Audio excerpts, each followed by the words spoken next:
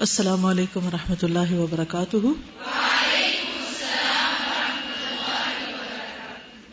نحمده ونصلی علی رسولہ الکریم، اما بعد فاعوذ باللہ من الشیطان الرجیم، بسم اللہ الرحمن الرحیم۔ رب اشرح لی صدری ویسر لی امری واحلل عقدۃ من لسانی یفقہوا قولی۔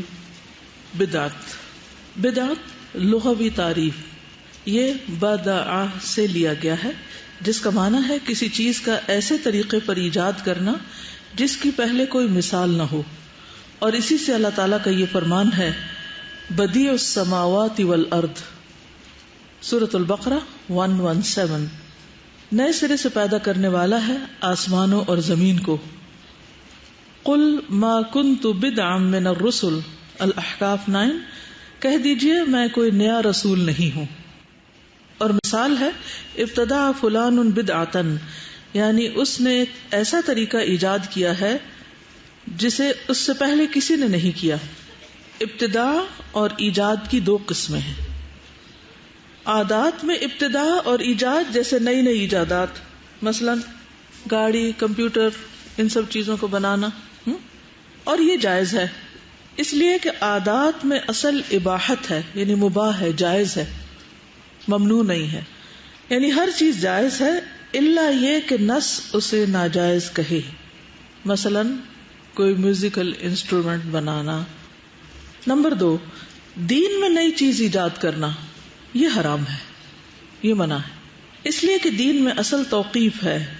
توقیف کس سے ہے؟ وقف سے، روک دی گئی، یعنی وہیں پر سٹاپ کرنا ہوگا کیونکہ دین مکمل ہو چکا ہے، یعنی اللہ کی طرف سے ہے۔ رسول اللہ صلی اللہ علیہ وسلم نے ارشاد فرمایا، جس کسی نے ہمارے دین میں کسی ایسی نئی چیز کی ایجاد کی جو دین سے نہیں ہے تو وہ مردود ہے۔ من احدث فی امرنا ھذا ما لیس منہ فہو رد، بخاری اور مسلم۔ بدعت کی قسمیں، دین میں بدعت کی دو قسمیں۔ پہلی قسم ایسی بدعت جس کا تعلق قول اور اعتقاد سے ہے، یعنی عقیدے میں بدعت، جیسے جہمیہ، معتزلہ، رافضہ اور تمام گمراہ فرقوں کے اقوال اور اعتقادات۔ دوسری قسم عبادتوں میں بدعت، جیسے اللہ تعالیٰ کی پرستش غیر مشروع عبادت سے کرنا۔ غیر مشروع یعنی جسے شریعت نے نہیں بتایا، نہیں سکھایا، اور اس کی چند قسمیں ہیں، یعنی عبادت میں بدعت کی چند قسمیں، یعنی آپ یوں کہہ سکتے ہیں نمبر 1 عقیدہ میں بدعت، اور نمبر 2 عبادات میں بدعت، کیونکہ عادات میں تو اس کی اجازت ہے ایز لانگ ایز وہ شریعت سے ٹکراتی نہیں۔ تو اعتقادی بدعت تو انشاءاللہ بعد میں دیکھیں گے، لیکن اب عبادات میں بدعت کی اقسام ہے یہ، ٹھیک۔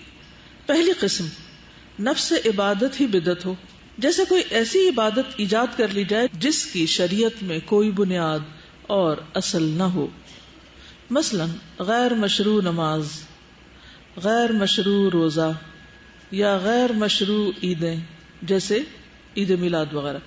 اب آپ دیکھیے کہ یہ جو غیر مشروع نماز ہے، اس کی کوئی مثال آپ کو معلوم ہے؟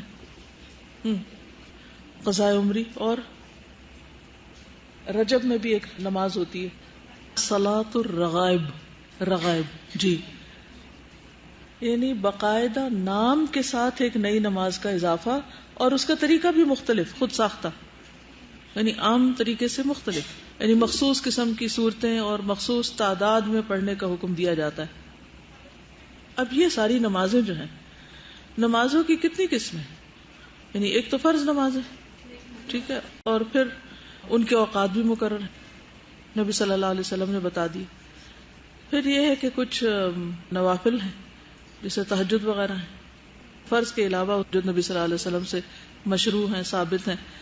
کچھ ایسے ہیں کہ جو مثلا رمضان میں ادا کیے، بیسیکلی وہ بھی صلاۃ اللیل ہی ہے جس کو تراویح کہا جاتا ہے، پہلے حصے میں پڑھی جائے تو تراویح کہلاتی ہے، اور آخری حصے میں ہو تو تہجد کہلاتی ہے۔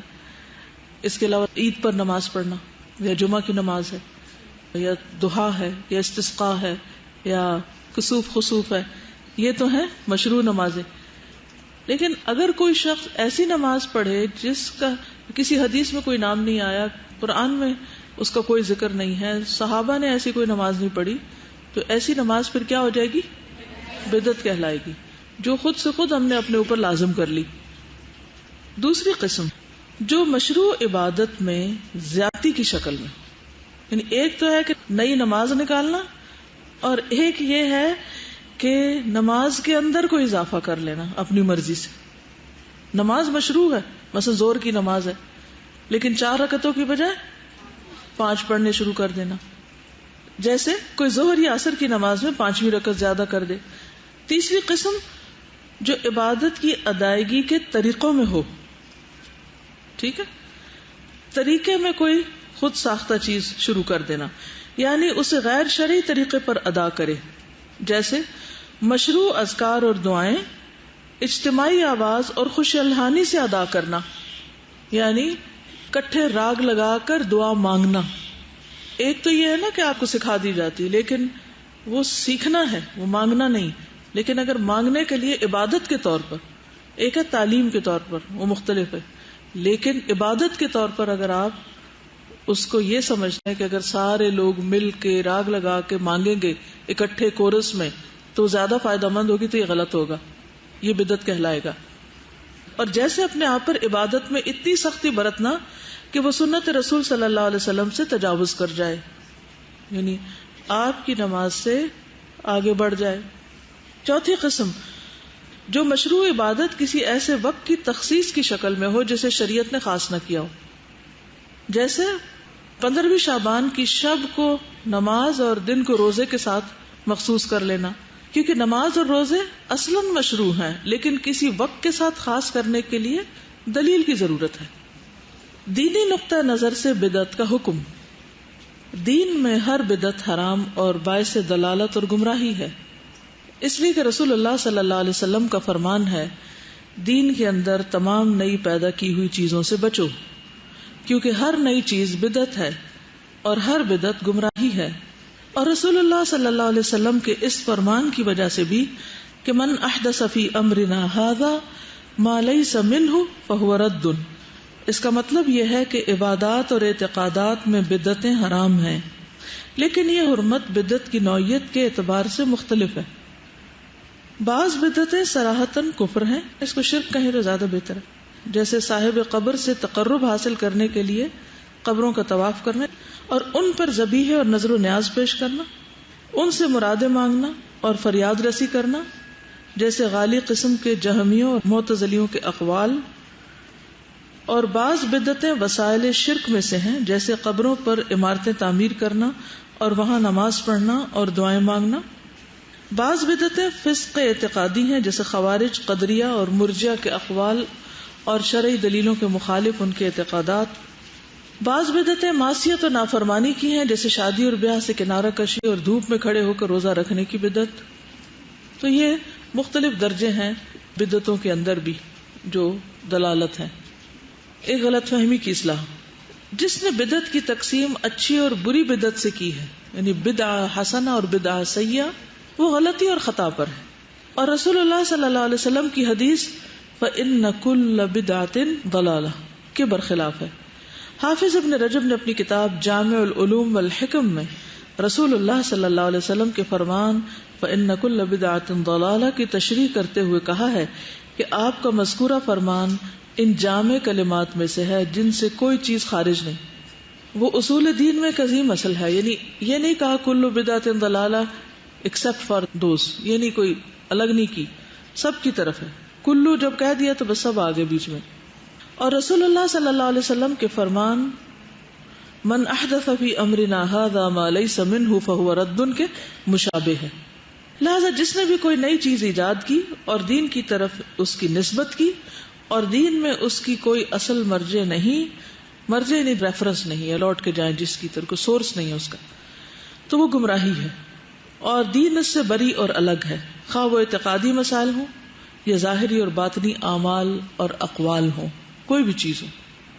اور بدعت حسنہ کہنے والوں کے پاس کوئی حجت اور دلیل نہیں ہے سوائے عمر رضی اللہ عنہ کے تراویح کے بارے میں اس قول کے کہ نعمت البدعۃ ھذہ، کیا ہی اچھی بدعت ہے.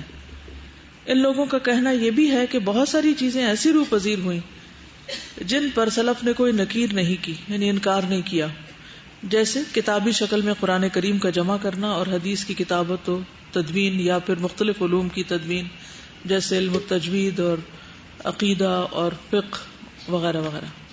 یہ حضور صلی اللہ علیہ وسلم کے دور میں الگ کوئی چیز نہیں تھی. تو یہ عام طور پر لوگ بدعت کے جواز میں دو دلیلیں پیش کرتے ہیں. ایک تو یہ کہ حضرت عمر نے کہا تھا کہ نعمت البدعۃ ھذہ، اور دوسرے یہ کہ صحابہ نے بھی تو کئی نئی چیزیں بعد میں شروع کی تھی جو پہلے نہیں تھی، جن میں ان علوم کا ذکر آتا ہے. تو اب اس کی حقیقت کو دیکھتے ہیں کہ کیا ہے ان دونوں کا جواب. تو اس کا جواب یہ ہے کہ یہ چیزیں ایسی ہیں جن کی شریعت میں اصل ہے. کیسے؟ یہ نئی نہیں ہے. اور حضرت عمر رضی اللہ تعالیٰ عنہ کا یہ فرمان کہ نعمت البدعۃ ھذہ، تو اس سے مراد لغوی بدعت ہے نہ کہ شرعی بدعت. یعنی انہوں نے لفظ کو لغوی معنوں میں استعمال کیا ہے نہ کہ شرعی معنوں میں. یعنی بدعت کو اگر آپ ڈکشنری میں دیکھیں تو وہاں پر دونوں معنی آپ کو ملیں گے، اور یہاں ان کی مراد لفظ بدعت ہے نہ کہ شرعی بدعت. پس شریعت میں جس کی اصل موجود ہے، جس کی جانب رجوع کیا جا سکتا ہے، تو جب اسے بدعت کہا جاتا ہے تو وہ لغوی بدعت مراد ہوتی ہے نہ کہ شرعی. اس لیے شرعی طور پر بدعت وہ ہے جس کی شریعت میں کوئی اصل نہ ہو، جس کی جانب رجوع کیا جا سکے. اور قرآن کریم ایک کتاب کی شکل میں جمع کرنے کی اصل شریعت میں موجود ہے. اس لیے کہ نبی کریم صلی اللہ علیہ وسلم قرآن کریم لکھنے کا حکم فرماتے تھے. ٹھیک ہے نا، آپ کاتبوں کو بلاتے اور لکھواتے تھے، لیکن متفرق طور پر لکھا ہوا تھا. کیا وجہ تھی؟ جو میسر تھا اسی پہ لکھا جا رہا تھا. صحابہ کرام نے ایک مصحف میں حفاظت کی غرض سے اکٹھا کیا، یعنی جلد کے اندر کر دیا، حفاظت کے لیے، آسانی کے لیے، سہولت کے لیے. اگر یہ ایک جلد میں نہ ہو، کوئی صورت کہیں ملتی کوئی کہیں ملتی، تو کتنا مشکل ہوتا. اور تراویح، بعض کہتے ہیں نا کہ حضرت عمر نے شروع کی تھی تو نعوذ باللہ یہ بھی بدعت ہے. تو تراویح جو ہیں یہ رسول اللہ صلی اللہ علیہ وسلم نے صحابہ کرام کو چند رات پڑھائی تھی جماعت کے ساتھ، تو اصل تو موجود ہے. اخیر میں فرض ہونے کے خوف سے جماعت پڑھنا چھوڑ دی، ورنہ ساری پڑھاتے. صحابہ کرام رضی اللہ عنہم برابر اللہ کے رسول صلی اللہ علیہ وسلم کی زندگی میں اور وفات کے بعد الگ الگ گروپ میں پڑھتے رہے. آپ کی زندگی میں بھی الگ الگ پڑھتے تھے، یعنی اپنے اپنے گروپس میں. اور بعد میں بھی حضرت ابوبکر کے دور میں ایسا ہوتا رہا، یہاں تک کہ عمر رضی اللہ عنہ نے اپنے دور خلافت میں ایک امام کے پیچھے لوگوں کو جمع کر دیا. تو انہوں نے تو صرف اکٹھا کیا، جیسے صحابہ نے قرآن مجید کو جمع کر دیا، ایسے حضرت عمر نے لوگوں کو جمع کر دیا. ایسا تو نہیں کہ انہوں نے کوئی نئی نماز ایجاد کر لی تھی، یا اس کی رکعتوں میں اضافہ کر لیا تھا، یا اس کے کسی طریقے میں اضافہ کر لیا تھا، یا اس کا طریقہ کچھ اور، مثلاً اس کا وقت بدل دیا کہ وہ دن کو پڑھنا شروع کر دی. ایسی تو کوئی چیز نہیں تھی نا. صرف کیا کیا تھا، انہوں نے سب کو اکٹھا کر دیا تھا. اور آج آپ دیکھیں کیا سارا شہر ایک جگہ جمع ہوتا ہے؟ نہیں. اب بھی تو لوگ مختلف علاقوں میں پڑھ رہے ہوتے ہیں اپنی اپنی سہولت سے. اور کیا سارے لوگ قرآن پاک پورا پڑھتے ہیں؟ نہیں. اب بھی آپ نے دیکھا کچھ لوگ صرف 10 دن پڑھتے ہیں، کچھ لوگ 10 دنوں میں ہی پورا قرآن پڑھ لیتے ہیں، کچھ لوگ پورا مہینہ بھی پڑھتے ہیں لیکن پورا قرآن مجید مکمل نہیں کرتے. تو کبھی کسی نے ان پہ نکیر کی کہ تم ایسا کیوں کر رہے ہو، تمہیں لازم ہے کہ پورا کرو قرآن؟ نہیں، سہولت کے لیے جو بھی ہو. اور کچھ لوگ ایک سے بھی زیادہ قرآن مجید پڑھ لیتے ہیں، تو جس کو جتنی نیکی کا شوق ہو. اور کبھی کسی ایک نے دوسرے کو اس کا پابند نہیں کیا. اور اب بھی کئی لوگ ایسے ہیں کہ وہ کچھ تو امام کے ساتھ پڑھ لیتے ہیں اور کچھ خدا کے پڑھ لیتے ہیں گھر میں، جیسے حافظ وغیرہ ہوتے ہیں. کچھ لوگ تو وہ اپنی دہرائی کے لیے خود سے بھی پڑھتے ہیں. تو یہ دین میں کوئی بدعت نہیں ہے، کیونکہ اس کی اصل موجود ہے. یہ ہے اس کی دلیل بیسیکلی. اور کتابت حدیث کی بھی شریعت میں اصل ہے، اس لیے کہ نبی کریم صلی اللہ علیہ وسلم نے بعض صحابہ کو بعض حدیثیں لکھنے کی اجازت مرحمت فرمائی تھی، اور عمومی طور پر آپ کے زمانے میں اس کے لکھنے کی ممانعت تھی، اس ڈر سے کہ کہیں قرآن کے ساتھ خلط ملط نہ ہو جائے. یعنی حدیث کو اس لیے نہیں لکھنے سے روکا تھا کہ یہ کوئی بدعت ہے، بلکہ کس لیے؟ اس کی خاص وجہ تھی، کیونکہ اس وقت پہلی پرائرٹی کیا تھی کہ قرآن مجید صحیح طور پر لکھا جائے اور وہ جمع ہو جائے، کیونکہ ریسورسز کم تھے، لوگ لکھنے والے کم تھے. اب اگر ایک کام کے لیے لوگ ہی کم ہیں تو ہمیں یہ دیکھنا پڑے گا نا کہ پہلے کون سا کام کرنا چاہیے اور زیادہ اہم کون سا ہے، اور اس کے بعد کون سا کرنا چاہیے. اور اگر اکٹھا ہی شروع کر لیا جائے تو اس میں کیا قباحتیں ہو سکتی. تو ان کو اوائڈ کرنے کے لیے آپ صلی اللہ علیہ وسلم نے حدیث کو لکھنے سے منع کیا تھا، اور خصوصاً اسی پیپر پہ جس پہ قرآن مجید لکھا ہوا. اور جہاں تک عقیدہ کا تعلق ہے یا علوم الحدیث یا فقہ وغیرہ کا، تو یہ بھی سہولت کے لیے ان کو ایک جگہ جمع کر دیا گیا. ٹھیک ہے نا. الگ طور پر ایک سسٹمیٹک وے میں پڑھنے کا فائدہ کیا ہوتا ہے کہ اس ایک خاص موضوع سے متعلق پوری چیزیں ذہن نشین ہو جاتی. کیونکہ کسی بھی کام کو جب آپ لگ کے کرتے ہیں، گہرائی میں جا کے کرتے ہیں، ترتیب سے کرتے ہیں، تو اس کا امپیکٹ اور ہوتا ہے. تو ایک ہوتا ہے پھیلاؤ کسی بھی چیز میں کہ آپ پڑھ رہے ہیں اور وہ چیزیں پھیلی ہوئی ہیں، اور ایک ہوتا ہے ان سب کو منظم کر دینا، آرگنائز کر دینا اور ایک خاص طریقے سے پڑھنا. تو یہ ایک ٹول ہے. دین میں اس کی اصل تو موجود ہے. ہاں، بدعت اس وقت ہوگا یہ جب وہ چیزیں اس میں پڑھائی جائیں جو دین میں اصل میں ہے ہی نہیں، جن کی کوئی دلیل نہیں، یا یہ سمجھنا کہ اس طرح پڑھنے میں ثواب زیادہ ہے اور دوسری طرح پڑھنے میں کم ہے. یہ نہیں ہے مقصد اس میں. بدعتوں کے ظہور کے اسباب یعنی ظاہر ہونے کی وجوہات. کتاب و سنت پر مضبوطی سے جمے رہنے ہی میں بدعت اور گمراہی میں پڑنے سے نجات ہے. بچ کیسے سکتے ہیں بدعت سے؟ جب کیا کریں؟ قرآن و سنت کو مضبوط پکڑ لیں. اللہ تعالیٰ کا فرمان ہے وَأَنَّ هَذَا صِرَاطِي مُسْتَقِيمًا فَاتَّبِعُوهُ وَلَا تَتَّبِعُوا السُّبُلَ فَتَفَرَّقَ بِكُمْ عَنْ سَبِيلِهِ سورۃ الانعام 153. اور یہی میرا راستہ سیدھا ہے، اس کی پیروی کرو، اور دیگر راستوں کی پیروی نہ کرو جو تمہیں اس کے راستے سے جدا کر دیں. نبی کریم صلی اللہ علیہ وسلم نے اس کو عبداللہ بن مسعود رضی اللہ عنہ کی روایت میں واضح کر دیا ہے. آپ نے فرمایا رسول اللہ صلی اللہ علیہ وسلم نے ہمارے سامنے ایک لکیر کھینچی اور فرمایا کہ یہ اللہ کا راستہ یعنی اسٹریٹ پاتھ. پھر اس کے دائیں اور بائیں چند لکیریں کھینچی اور فرمایا یہ بہت سارے راستے ہیں، اور ان میں سے ہر ایک راستے پر شیطان ہے جو اپنی جانب بلا رہا ہے.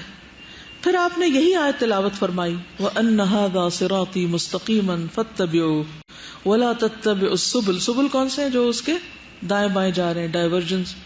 فَتَفَرَّقَ بِكُمْ عَنْ سَبِيلِهِ، وہ تم کو اصل راستے سے دور لے جائیں گے. پس جو بھی کتاب و سنت سے روگردانی کرے گا تو اسے گمراہ کن راستے اور نئی بدعتیں اپنی جانب کھینچ لیں گی. کس کو؟ جو کتاب و سنت سے دور ہوگا اس کو بدعتیں اپنی طرف کھینچ لیں گی، اٹریکٹ کریں گی. اگر ہمارے معاشرے میں بہت سی بدعتیں ہیں تو اس کی بنیادی وجہ کیا ہے؟ کیونکہ اصل دین سامنے نہیں ہے ان کے، تو وہ پھر اور چیزوں کو دین سمجھ کے اختیار کر لیتے ہیں، اپنا لیتے ہیں. بدعتوں کے ظہور کے اسباب مندرج ذیل ہیں. پہلا سبب دینی احکام سے لا علمی اور جہالت. جو زمانہ گزرتا گیا اور لوگ آثار رسالت سے دور ہوتے گئے، علم کم ہوتا رہا اور جہالت عام ہوتی گئی، جیسا کہ اس کی خبر نبی صلی اللہ علیہ وسلم نے اپنی اس حدیث میں دی ہے تم میں سے زندہ رہنے والا شخص بہت سارے اختلافات دیکھے گا، ابو داؤد اور ترمذی. اور اپنے اس فرمان میں بھی کہ اللہ تعالیٰ علم بندوں سے چھین کر نہیں ختم کرے گا بلکہ علماء کو ختم کر کے علم ختم کرے گا، یہاں تک کہ جب کسی عالم کو زندہ نہیں چھوڑے گا تو لوگ جاہلوں کو رؤساء بنا لیں گے اور یہ لوگ مسئلہ پوچھنے پر بغیر علم کے فتویٰ دیں گے تو خود بھی گمراہ ہوں گے اور دوسروں کو بھی گمراہ کریں گے. جامع بیان العلم و فضل. تو علم اور علماء ہی بدعت کا جواب دے سکتے ہیں، اور جب علم اور علماء ہی کا فقدان ہو جائے تو بدعت کے پھلنے پھولنے اور بدعتیوں کے سرگرم ہونے کے مواقع میسر ہو جاتے ہیں. ٹھیک ہے. دوسری چیز خواہشات کی پیروی. جو کتاب و سنت سے اعراض کرے گا وہ اپنی خواہشات کی پیروی کرے گا، جیسا کہ ارشاد باری تعالیٰ ہے فَإِن لَّمْ يَسْتَجِيبُوا لَكَ فَاعْلَمْ أَنَّمَا يَتَّبِعُونَ أَهْوَاءَهُمْ وَمَنْ أَضَلُّ مِمَّنِ اتَّبَعَ هَوَاهُ بِغَيْرِ هُدًى مِّنَ اللَّهِ. سورۃ القصص. اگر یہ تیری بات نہ مانے تو تو یقین کر لے کہ یہ صرف اپنی خواہشات کی پیروی کر رہے ہیں. اگر یہ تیری بات نہ مانے تو تم یقین کر لو کیا کہ یہ خواہشات کی پیروی کر رہے ہیں. یعنی دو چیزیں ہوتی ہیں، یا انسان لا علم ہوتا ہے اور یا انسان خواہشات کا پیروکار ہوتا ہے، تب وہ دین کے اصل رستے کو چھوڑتا ہے. اور اس سے بڑھ کر بہکا ہوا کون ہے جو اپنی خواہش کے پیچھے پڑا ہوا ہو بغیر اللہ کی رہنمائی کے. اور فرمایا افرأیت من اتخذ الہہ ہواہ واضلہ اللہ علی علم وختم علی سمعہ وقلبہ وجعل علی بصرہ غشاوہ فمن یہدیہ من بعد اللہ. سورۃ الجاثیہ 23. کیا آپ نے اسے بھی دیکھا جس نے اپنی خواہش نفس کو اپنا معبود بنا رکھا ہے، جس نے اپنی خواہشات کو اپنا خدا بنا رکھا ہے، یعنی اس کو پوجتا ہے، اس کی مانتا ہے، اور باوجود سمجھ بوجھ کے اللہ نے اسے گمراہ کر دیا ہے اور اس کے کان اور دل پر مہر لگا دی ہے اور اس کی آنکھ پر بھی پردہ ڈال دیا ہے. اب ایسے شخص کو اللہ کے بعد کون ہدایت دے سکتا ہے؟ چنانچہ یہ بدعات اتباع خواہشات کی پیداوار ہیں. یعنی ہم اصل دین پر عمل کرتے ہوئے جب کہتے ہیں کہ ہم تھک گئے ہیں، بور ہو گئے ہیں، تو اب کوئی نئی چیز ہو. یعنی انسان ہر چیز میں جدت چاہتا ہے، لباس میں جدت، کھانوں میں جدت، رہن سہن کے عادات اور اطوار میں جدت. تو وہ کیا چاہتا ہے کہ دین میں بھی کوئی جدت ہو. تو اس جدت پسندی کی وجہ سے، اور جدت پسندی کی کبھی وجہ کیا ہوتی ہے؟ صرف ضرورت نہیں ہوتی، خواہش نفس ہوتی، بس دل یہ کہہ رہا، اس کے علاوہ کوئی وجہ نہیں ہوتی. تیسرا سبب، مخصوص لوگوں کی رائے کے لیے تعصب برتنا، کسی کی رائے کی طرفداری کرنا. یعنی آپ ایک خاص پرٹیکولر اسکول آف تھاٹ کو فالو کرنا چاہتے ہیں اور اسی کے پیچھے جانا چاہتے ہیں، تو پھر سم ٹائم آپ کے سامنے اصل دین آ بھی جائے، اصل بات آ بھی جائے، تو آپ صرف اس لیے نہیں لیتے کہ نہیں مجھے اصل میں فلاں رستہ اختیار کرنا ہے. کسی کی رائے کی طرفداری کرنا یہ انسان اور دلیل کی پیروی اور معرفت حق کے درمیان بہت بڑی رکاوٹ ہے. اللہ تعالیٰ کا فرمان ہے وَإِذَا قِيلَ لَهُمُ اتَّبِعُوا مَا أَنزَلَ اللَّهُ قَالُوا بَلْ نَتَّبِعُ مَا أَلْفَيْنَا عَلَيْهِ آبَاءَنَا. سورۃ البقرہ 170. اور ان سے جب کہا جاتا ہے کہ اللہ تعالیٰ کی اتاری ہوئی کتاب کی تابعداری کرو، تو جواب دیتے ہیں کہ ہم تو اس طریقے کی پیروی کریں گے جس پر ہم نے اپنے باپ دادا کو پایا ہے. اور آج کل یہی حالت متعصبین کی، یعنی جو باعث لوگ ہیں، جب انہیں کتاب و سنت کی پیروی اور ان دونوں کی مخالف چیزوں کو چھوڑنے کے لیے کہا جاتا ہے، یعنی جو کتاب و سنت کے اگینسٹ جا رہی ہوں، تو یہ اپنے مذاہب، مشائخ اور آباء و اجداد کو دلیل بناتے اور حجت کے طور پر پیش کرتے ہیں. کیا کہتے ہیں؟ ہم یہ اس لیے کر رہے ہیں کیونکہ ہمارے امام صاحب یہی کہتے ہیں، یا ہمارے ماں باپ یہ کہتے تھے. تو کیا خیال ہے ہمارے امام صاحب یا ہمارے ماں باپ، ان کو کچھ سمجھ نہیں تھی؟ بات یہ ہے کہ کیا امام اور والدین معصوم عن الخطا ہیں؟ ان سے غلطی نہیں ہو سکتی؟ ہو سکتی، لیکن معصوم کون ہے؟ انبیاء، نبی صلی اللہ علیہ وسلم. اور کتاب اللہ تو ہے ہی ہر شک و شبہ سے پاک، لا ریب فیہ. تو خالص چشمے سے پانی پینے کی بجائے وہ کیا کرتے ہیں؟ ادھر ادھر سے سہولت کے لیے جو اس کی شاخیں نکلی ہوئی ہیں اس میں سے لے لیتے ہیں، خواہ وہ دوسرے درجے کا ہو. تو نبی صلی اللہ علیہ وسلم نے اپنی امت کو بدعت سے خبردار کر دیا تھا کہ ایسا ہوگا، لوگ نئی باتیں نکالیں گے اور تمہیں اس سے ہوشیار رہنا ہے. مسند احمد میں آتا ہے رسول اللہ صلی اللہ علیہ وسلم نے فرمایا میرے بعد حکومت کی باغ ڈور کچھ ایسے لوگوں کے ہاتھ میں بھی آئے گی جو سنت کو مٹا دیں گے اور بدعت کو فروغ دیں گے اور نماز کو اس کے وقت مقررہ سے ہٹا دیں گے. ابھی آپ نے دیکھا ہوگا کہ بعض اوقات جمعہ کی نماز اتنی لیٹ ہوتی ہے کچھ جگہوں پر کہ بالکل عصر کے قریب ہو جاتا ہے وقت، خصوصاً سردیوں میں. حالانکہ اگر آپ بخاری کو دیکھیں اور حدیث کی کتابیں دیکھیں تو جمعے کی نماز کا وقت تو بہت ہی ارلی ہے. تو آپ صلی اللہ علیہ وسلم نے اس دور میں ہی پہلے سے بتا دیا تھا کہ یہ ہوگا، کہ لوگ دین میں ٹیمپرنگ کریں گے اور اپنی مرضی سے چیزوں کو آگے پیچھے ہٹائیں گے. تو یہ جو ہے نا وَلَا تَتَّبِعُوا السُّبُلَ، قرآن مجید کی جو آیت ہے یہ بھی اسی کی طرف اشارہ کرتی. فَتَفَرَّقَ بِكُمْ عَنْ سَبِيلِهِ ذَلِكُمْ وَصَّاكُمْ بِهِ لَعَلَّكُمْ تَتَّقُونَ. اس چیز کی تم کو وصیت کی جاتی، تاکید کی جاتی ہے کہ اگر تم اصل سے ہٹے اور شاخوں میں پڑ گئے ادھر ادھر دوسرے رستوں پہ نکل گئے تو تمہیں اصل سے جدا کر دیں گے. تو تتبع السبل میں مجاہد کہتے ہیں کہ یہ کیا ہے؟ البدع والشبہات، بدعات اور شبہات ہیں. پھر اسی طرح یہ کہ ہر طرح کی بدعت سے منع کیا گیا ہے. عادات کی بات نہیں کر رہی میں، دین میں ہر طرح کی بدعت، یہ بھی یاد رکھیے، دین میں بدعت، عادات میں بدعت نہیں. نبی صلی اللہ علیہ وسلم نے فرمایا جو شخص تم میں سے میرے بعد زندہ رہے گا تو عنقریب وہ بہت زیادہ اختلافات دیکھے گا، بس تم پر لازم ہے کہ تم میری سنت اور خلفائے راشدین میں جو ہدایت یافتہ ہیں ان کی سنت کو پکڑے رہو اور اسے ڈاڑھوں سے مضبوط پکڑ کر رکھو، اور دین میں نئے امور نکالنے سے بچتے رہو، کیونکہ ہر نئی چیز بدعت ہے اور ہر بدعت گمراہی ہے. ابن عمر کہتے ہیں ہر بدعت گمراہی ہے، خواہ لوگ اسے نیکی سمجھیں، یعنی خواہ اسے لوگ نیکی کا کام سمجھ کے کر رہے ہوں لیکن بظاہر نیکی نظر آنے والی چیز بھی گمراہی ہے. یہی تو بدعت کی زیادہ مشکل بات ہے. دیکھیے شرک بھی پہچانا جاتا ہے بعض اوقات بہت جلدی، کفر بھی پہچانا جاتا ہے، لیکن بعض اوقات بدعات کی پہچان بھی نہیں ہوتی اور غیر محسوس طریقے سے انسان ان میں جا پڑتا ہے کیونکہ ان کی ظاہری شکل دین کی سی ہوتی ہے.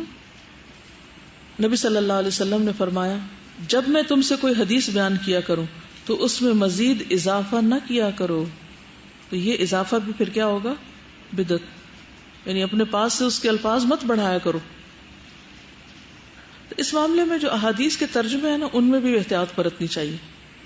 بعض لوگ ترجمہ کرتے ہوئے کسٹمائز کرتے کرتے کچھ سے کچھ بنا دیتے ہیں، کہیں سے کہیں کہیں چلے جاتے ہیں.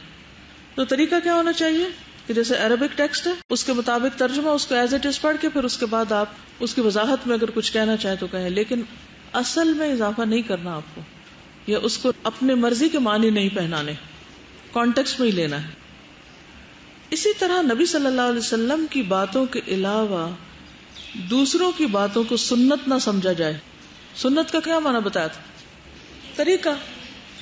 تو ویسے تو لغوی معنی میں کوئی بھی طریقہ ہو سکتا ہے، لیکن کس طریقے کو سنت نہیں کہا جا سکتا؟ جو بظاہر دین کا طریقہ نظر آ رہا ہو لیکن وہ نبی صلی اللہ علیہ وسلم کا طریقہ نہ ہو. نبی صلی اللہ علیہ وسلم نے فرمایا میرے بعد ایک قوم یا مختلف حکمران ہوں گے جو میری سنت پر عمل نہیں کریں گے اور میری سیرت کے علاوہ کوئی اور سیرت اختیار کریں گے.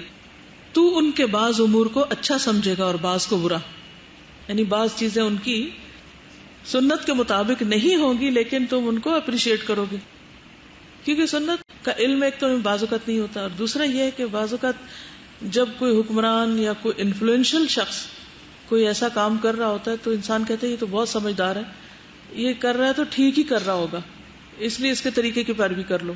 یہاں سے بگاڑ آ جاتا ہے. پھر تو اس جہالت سے بھی بچنا چاہیے اور دعا مانگنی چاہیے کہ اللہ ہمیں چیزوں کی حقیقت جیسی وہ ہے ویسی ہی دکھا، اور کہیں بھی اپنے نفس کی خواہش یا کسی اور کی کوئی ایسی چیز جو دین نہ ہو اور اسے ہم دین سمجھ کے اختیار نہ کریں، اس سے ہمیں محفوظ رکھ کہ ہم اس کو دین سمجھ کے اختیار کریں جو اصل میں دین نہ ہو. نبی صلی اللہ علیہ وسلم نے فرمایا مجھ سے پہلے جس امت میں نبی بھیجا گیا اس کی امت میں سے اس کے حواری اور صحابی بھی ہوئے. امت کے کچھ لوگ اس کے ساتھی تھے جو اس کی سنت پر چلنے والے اور اس کے حکم کی پیروی کرنے والے تھے. لیکن ان صحابیوں کے بعد کچھ لوگ ایسے بھی ہوئے جو وہ کہتے تھے جو وہ خود نہیں کرتے تھے، یعنی خود عمل نہیں کرتے تھے، اور وہ کرتے تھے جن کا ان کو حکم ہی نہیں دیا گیا تھا، یعنی نیکسٹ جنریشن میں. یعنی نبی نے تو اللہ کی مرضی کے مطابق کام کیا، پھر اس کے ساتھیوں نے بھی وہی کیا جو نبی نے کیا، پھر نبی کے جانے کے بعد وہ ساتھی جو تھے ان کے وہ اس طریقے پر چلتے رہے.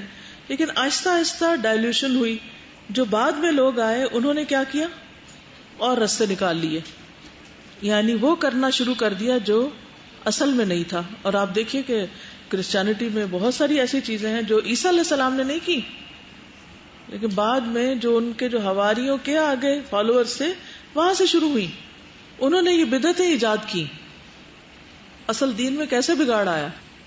لوگوں نے بگاڑ ڈالا نا، جنہوں نے دین کے نام پر غیر دین کو پیش کیا. تو جب بھی دین پڑھنے جائیں تو کیا پڑھیں، کس طرف کو جائیں، اس کی اصل کو دیکھیں. اگر اصل میں ہے تو ٹھیک ہے، اور اگر اصل میں نہیں تو کتنا بھی خوبصورت ہو ٹھیک نہیں. ٹھیک ہے نا؟ بات واضح ہوئی ہے یا نہیں؟ ابھی بھی ہوئی. فرمایا جس شخص نے ہاتھ سے ان کا مقابلہ کیا وہ بھی مومن تھا، جس نے زبان سے ان کا مقابلہ کیا وہ بھی مومن تھا، جس نے زبان سے جہاد کیا وہ بھی مومن تھا. اس کے علاوہ رائی دانے کے برابر بھی ایمان نہیں رہتا.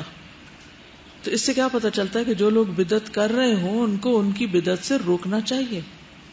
اور اگر ہم بدعتوں کو دیکھ کر چپ رہے اور بدعتوں کو دیکھ کر ہمیں کوئی تکلیف ہی نہ ہو اور ہم منع نہ کریں تو اس کا کیا مطلب ہے؟ ہمارا ایمان نہ ہونے کے برابر. کیونکہ اگر ایمان ذرا سا بھی ہوگا نا، چنگاری اتنی بھی ہوگی نا، وہ کیا کرے گی؟ وہ شعلہ بن جائے گی، کبھی وہ بھڑک اٹھے گی. لیکن اگر چنگاری بجھ گئی ہے، ذرا رائی برابر بھی کچھ نہیں ہے باقی، تو اس سے تو کچھ خیر نہیں نکلنے والی پھر. اسی لیے یہ ایک مختصر سی کتاب ہے، بدعت کیا ہے. یہ ام عبد منیب نے لکھی ہیں، خاتون، لیکن ماشاءاللہ ان کا قلم اتنا رواں ہے کہ انہوں نے لگتا ہے کچھ چھوڑا ہی نہیں. جو کچھ ہمارے معاشرے میں ہوتا ہے نا، جس کی اصل دین میں کوئی نہیں، وہ انہوں نے مینشن کر دیا. تو مجھے اس سے ذاتی طور پہ مجھے سہولت ہوئی اپنا محاسبہ کرنے میں کہ کوئی اس میں سے میں تو نہیں کام کرتی کہ جو بھولے سے ہی انسان شروع کر دیتا. ہم معصوم تو نہیں ہے نا، ہم بھی پھسل سکتے ہیں، کسی چیز کو نیکی سمجھ کے شروع کر دیں لیکن اس کی کوئی اصل بنیاد دلیل نہ ہو. تو میں ہی چاہوں گی کہ یہ اگر آپ کے پاس ہو کتاب اور اس کو اپنے سیلف انالیسس کے لیے دیکھ لیں، اور پھر آپ کو آبزرویشن میں آسانی ہوگی کہ کہاں کچھ ایسا ہو رہا ہے غلط، اور پھر کم از کم خود ان چیزوں کو چھوڑیں اگر کہیں بھی کچھ موجود ہے. اور سب سے پہلے اپنے عمل سے تبلیغ کریں. آپ نے دیکھا ہوگا کہ شرک اور کفر سے روکنا لوگوں کو اتنا مشکل نہیں ہوتا جتنا بدعت سے. اتنی شدید ریزنٹمنٹ آتی ہے، اتنی شدید خاندانوں کے اندر کہ آپ سوچ نہیں سکتے، جینا دوبر کر دیتے. تو بہت حکمت کے ساتھ، کیونکہ یہ شیطان کا بہت بڑا وار ہے اور یہ اس کا دھوکہ ہے کہ انسان کو تھکائے بھی اور اس سے وہ کام کرائے جس کا کچھ بھی اجر نہیں بلکہ الٹا پکڑ ہونے والی ہے. مثلا پاکستان کا جھنڈا ہے، کتنے رنگ ہیں اس میں؟ تو اگر کوئی ایک تیسرا بھی لگا دے اس میں تو کیا ہوگا؟ پاکستان کا وہ نہیں رہے گا، وہ پارٹی کا جھنڈا ہو جائے گا. یا اور اگر کوئی یہ دعویٰ کرے کہ یہ ہے پاکستان کا جھنڈا، یہ ہے اصل دین، آپ کو پتا ہے کہ یہ ایک جرم ہے، آفینس ہے. اب اگر کوئی کہے لو اتنی ریجیڈیٹی، اس غریب نے کیا کیا کہ آپ اسے پھانسی چڑھا رہے ہیں، ایک تھوڑا سا ایک نیا رنگ ہی لگا دیا. تبھی جدت ہونی چاہیے. کوئی چاند تارے کی اگر شیپ الٹی کر دی تو وہ بھی جرم ہے، تو آپ یہ نہیں کر سکتے. تو کیا ایک دین ہی ایسی چیز رہ گئی کہ جس میں آپ جو جی چاہے کھیل کھیلیں؟ تو سب سے پہلی چیز یہ ہے کہ آپ خود ویل انفارمڈ ہو. میں نے جب اس کو پڑھا تھا تو ایسے نہیں پڑھ لیا تھا، میں ہر ایک چیز پہ رک کے سوچتی تھی اس کو کیوں کہا بدعت، اس کو کیوں کیا وجہ، کہ اس کی اصل نہیں ہے نا کوئی. اگر کوئی اصل ہو تو ٹھیک ہے، ہم بھی کر لیتے ہیں، ہم کیوں محروم رہے. بدعت پر تو کوئی توبہ بھی نہیں کرتا نا. پھر شرک کفر سے تو پھر بھی انسان کہتا ہے کہ میں اتنی بڑی گمراہی میں تھا، لیکن اس سے توبہ بھی نہیں کرتا کیونکہ وہ اس کو اچھا سمجھ کے کر رہا ہوتا ہے نا. بعض لوگ بدعت کو جاری کرنے کے لیے دلیل یہ دیتے ہیں کہ اس طرح ہم لوگوں کو دین کی طرف مائل کرتے ہیں کیونکہ یہ لوگ اس طریقے کا دین پسند کرتے ہیں.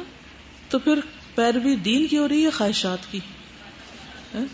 اور کیا نبی صلی اللہ علیہ وسلم نے قریش کے طریقوں کو اختیار کر لیا تھا کہ اس طرح قریش راضی ہو جائیں گے تو اتنے سارے لوگ مسلمان ہو جائیں گے تو دین کو بڑی ترقی حاصل ہو جائے گی.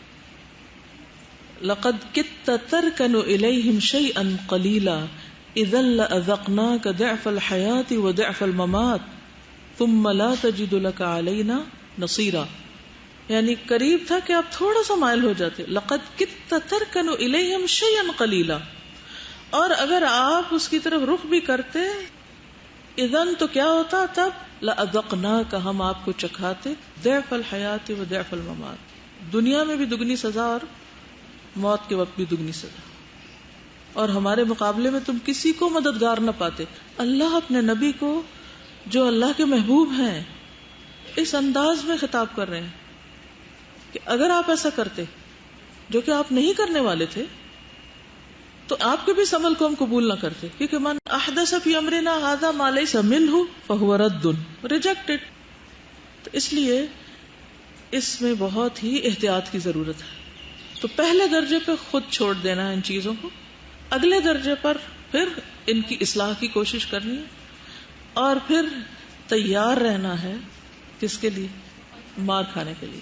جی دیکھیے، اس خاص چیز پر بحث کرنے کے بجائے نا جڑ کاٹنی چاہیے پہلے کہ بھی یہ کرنا کیوں منع ہے، کیوں نہیں کرنا چاہیے. اگر لوگوں کو یہ سمجھ آ گئی نا، جڑ کٹ گئی تو سارے پتے جھڑ جائیں گے، سب صاف ہو جائے گا. لیکن اگر جڑ باقی ہے نا تو پھر ایک گرے گا تو دوسرا آ جائے گا. تو کیونکہ وہ اندر بیماری جیسے کینسر ہوتا ہے نا، تو وہ اگر اس کا ذرا سے اثر باقی رہ جائے نا تو پھر پھوٹ پڑتا ہے. تو عقیدہ صحیح ہوگا تو پھر وہ اس کی جڑ کٹے گی نا. تو پہلے تو آپ خود لکھیے نا اپنی کاپیوں میں کہ بدعت ہوتی کیا ہے، بدعت کی قسمیں کتنی ہیں، بدعت غلط کیوں ہے، بدعت سے کہاں منع کیا گیا، اور انشاءاللہ ابھی بدعت کے نقصانات کیا ہیں. یہ پہلے آپ خود واضح ہو جائیں. جب خود ہو جائیں گے تو انشاءاللہ پھر دوسروں کو بھی پہلے یہ سمجھا کے پھر چیزوں سے روکیں. وہ پھر سیکنڈری ہو جاتا ہے. پھر اس کی بھی نوبت بعض اوقات نہیں آتی کہ آپ انہیں کہیں یہ چھوڑو یہ چھوڑو، وہ خود ہی چھوڑ دیتے. وہ کہتے یہ نہیں ہے. اور یاد رکھیے بدعت تب جائے گی جب سنت آئے گی. آغاز بدعت ختم کرنے سے نہیں کرنا، آغاز کہاں سے کرنا؟ سنت عام کرنے سے. جب روشنی پھیل جائے گی تو لوگوں کو خود ہی نظر آنے لگے گا کہاں کہاں غلطی، کیا نہیں ہونا چاہیے. اور اگر روشنی نہیں اور لوگوں کے اندر ایمان ہی نہیں اور آپ اوپر سے ان کی صفائی کر رہے ہیں تو وہ تو کبھی نہیں ہونے کی. سب سے پہلے تو نبی صلی اللہ علیہ وسلم کی محبت دل میں پیدا کرے، ان کا مقام بلند کرے. کیونکہ پتہ کیا ہوتا ہے، ذرا سا آپ روکتے ہیں نا تو فوراً آپ کے اوپر الزام دے دیتے ہیں کہ آپ گستاخ رسول ہیں اور آپ کو حضور صلی اللہ علیہ وسلم سے کوئی محبت نہیں. تو پہلے اپنی محبت تو بتائیے کہ آپ کس طرح کی محبت کرتے ہیں ان سے، اور آپ خود کیا جانتے ہیں پروفٹ کے بارے میں. کیونکہ بہت سے لوگ خود کچھ نہیں جانتے، ان کو اوپر سے پتہ چل جاتا ہے یہ بدعت ہے اور وہ اس کے خلاف شروع ہو جاتے ہیں، یہ بدعت ہے یہ بدعت ہے، اور نہ ان کی کوئی بات سنتا ہے نہ مانتا ہے، اور الٹے جھگڑے فساد شروع ہو جاتے ہیں. تو ترتیب کو ملحوظ خاطر رکھیے. سنت کو بھی فرض کے درجے میں نہیں لے جایا جا سکتا، یہ بھی بدعت ہو جاتی. دین کی رخصتیں قبول نہیں کرتے بعض لوگ، مثلاً قصر نہیں پڑھتے. وہ کہتے کیا ہم فارغ ہیں، ہم پوری نماز پڑھ لیتے ہیں. جراب پر مسا نہیں کرتے، خواہ مخواہ دین کو مشکل بناتے ہیں. اچھا بعض اوقات لوگ کہتے ہیں ہم نیک نیتی سے یہ کر رہے ہیں، تو نیک نیتی سے بھی کیا ہوا کام باعث اجر نہیں ہوتا. دوسری شرط کیا ہے؟ سنت کے مطابق 2 شرائط ہے نا حسن عمل کی. تو خالی نیک نیتی نہیں دیکھی جائے گی، اور کچھ نہیں کر رہے کچھ تو کر رہے ہیں، تو جو کرنا چاہیے وہ جو نہیں کر رہے اس لیے وہ کریں. تو کوئی بھی بہانہ اس کے لیے نہیں چاہیے. اس میں ہم دیکھتے ہیں کہ یہی اپنے والد سے روایت کرتے ہیں کہ ہم صبح کی نماز سے پہلے عبداللہ بن مسعود کے دروازے کے پاس بیٹھا کرتے تھے. جب عبداللہ باہر تشریف لاتے تو ہم ان کے ساتھ مسجد چل پڑتے، یعنی راستے میں بھی استفادہ کرتے. ایک دن ابو موسیٰ اشعری ہمارے پاس آئے اور پوچھا ابھی تک ابو عبد الرحمن یعنی عبداللہ بن مسعود تمہارے پاس نہیں آئے؟ ہم نے جواب دیا نہیں. تو ابو موسیٰ ہمارے ساتھ بیٹھ گئے یہاں تک کہ عبداللہ بن مسعود باہر تشریف لائے. جب وہ آئے تو ہم سب اٹھ کر ان کے پاس آ گئے. ابو موسیٰ نے ان سے کہا اے ابو عبد الرحمن یعنی اے عبداللہ بن مسعود، آج میں نے مسجد میں ایک ایسا کام دیکھا ہے کہ مجھے اس پہ بہت حیرانی ہوئی، لیکن اللہ کے فضل سے وہ نیکی کی ایک صورت لگتی. عبداللہ بن مسعود نے پوچھا وہ کیا ہے؟ انہیں جواب دیا اگر آپ زندہ رہے تو خود ہی دیکھ لیں گے. میں نے مسجد میں کچھ لوگوں کو دیکھا وہ حلقے بنا کر بیٹھے ہوئے اور نماز کا انتظار کر رہے ہیں. ان کے سامنے کنکریاں پڑی ہیں، یعنی پتھر کٹھے کیے ہوئے. ہر ایک حلقے میں یعنی گروپ میں ایک شخص ہے جو یہ کہتا ہے 100 مرتبہ اللہ اکبر پڑھو، تو لوگ 100 مرتبہ اللہ اکبر پڑھتے ہیں. پھر وہ کہتا ہے 100 مرتبہ لا الہ الا اللہ پڑھو، تو وہ 100 مرتبہ لا الہ الا اللہ پڑھتے ہیں. پھر وہ کہتا ہے 100 مرتبہ سبحان اللہ پڑھو، تو وہ لوگ 100 مرتبہ سبحان اللہ پڑھتے ہیں. عبداللہ بن مسعود نے ان سے پوچھا تم نے ان سے کیا کہا، یعنی تم نے یہ دیکھا تو کیا کیا؟ ان جواب دیا میں نے آپ کی رائے کے انتظار میں ان سے کچھ نہیں کہا، یعنی پہلے میں آپ سے کنسلٹ کر لوں.